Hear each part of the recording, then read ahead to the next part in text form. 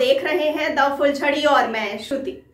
भारत को अपनी आधिकारिक डिजिटल करेंसी यानी डिजिटल रूपी साल 2023 की शुरुआत में मिल सकती है। जी हाँ, यह मौजूदा समय में उपलब्ध किसी निजी कंपनी के संचालन वाले इलेक्ट्रॉनिक वॉलेट जैसी ही होगी, लेकिन इसके साथ सरकारी गारंटी जुड़ी होगी। एक शीर्ष सरकारी सूत्र ने यह जानकारी दी। वित्त मंत्री निर्मला सीतारमण ने पिछले सप्ताह वित्त वर्ष 2022 से 23 का बजट पेश करते हुए कहा था कि जल्द केंद्रीय बैंक के समर्थन वाला डिजिटल रुपया पेश किया जाएगा।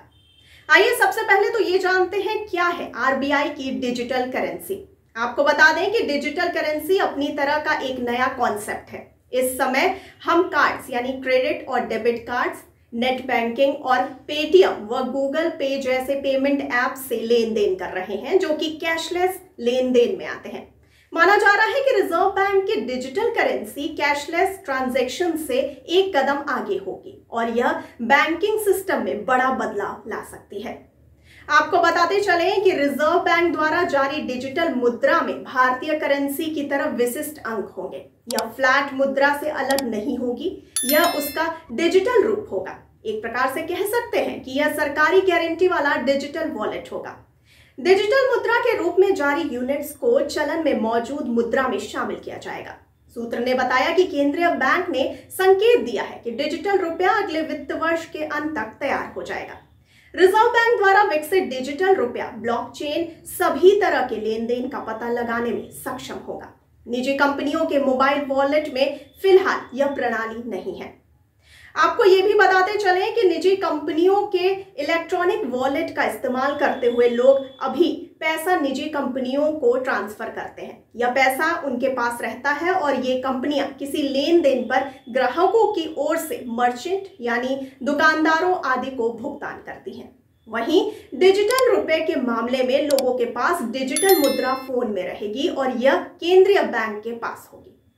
आपको जानकारी के लिए बताते चलें कि केंद्रीय बैंक के पास से इसे किसी दुकानदार आदि को स्थानांतरित किया जाएगा। इस पर भी पूरी तरह सरकार की गारंटी होगी। सूत्र ने यह कहा कि जब पैसा किसी कंपनी के ई वॉलेट में स्थानांतरित किया जाता है तो उस कंपनी का क्रेडिट जोखिम भी इस पैसे से जुड़ा होता है। इसके अलावा ये कंपनियां शुल्क भी लगाती हैं। आपको बता दें कि सूत्र ने कहा कि इस वॉलेट को लेकर चलने के बजाय मैं पैसा अपने फोन में रखना चाहूंगा। आपको बता दें कि भारत में नकदी का उपयोग धीरे धीरे घट रहा है और लोग कैशलेस पेमेंट के विकल्प अपना रहे हैं। महामारी के बाद से कैशलेस पेमेंट में भारी इजाफा हुआ है। अप्रैल सन 2021 में हुए आरबीआई के सर्वे के अनुसार 500 रुपए से ज्यादा के अधिकांश लेन देन में डिजिटल पेमेंट मोड को अपनाया जा रहा है।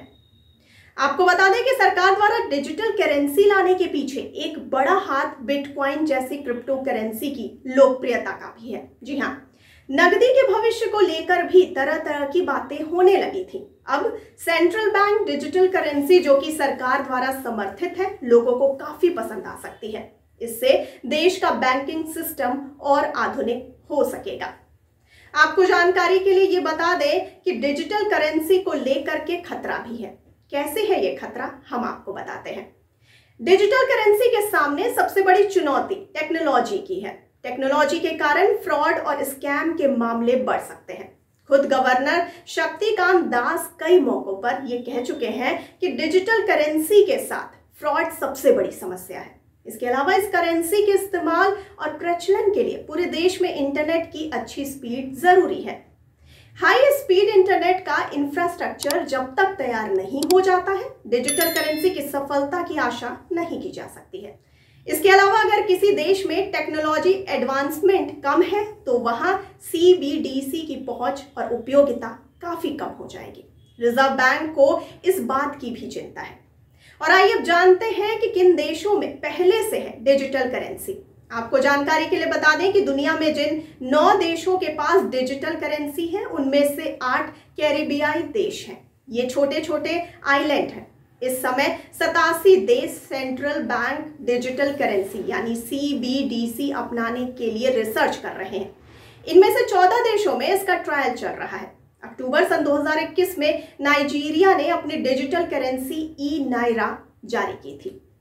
तो आपको इस पूरी जानकारी को लेकर के क्या कहना है? अपनी राय और प्रतिक्रिया हम तक जरूर पहुंचाइए कमेंट बॉक्स में कमेंट करके, और साथ ही साथ हमारे चैनल को लाइक, सब्सक्राइब और शेयर करना बिल्कुल ना भूलिए और हमारे चैनल से इसी तरह जुड़े रहिए। और मुझे दीजिए इजाजत। धन्यवाद।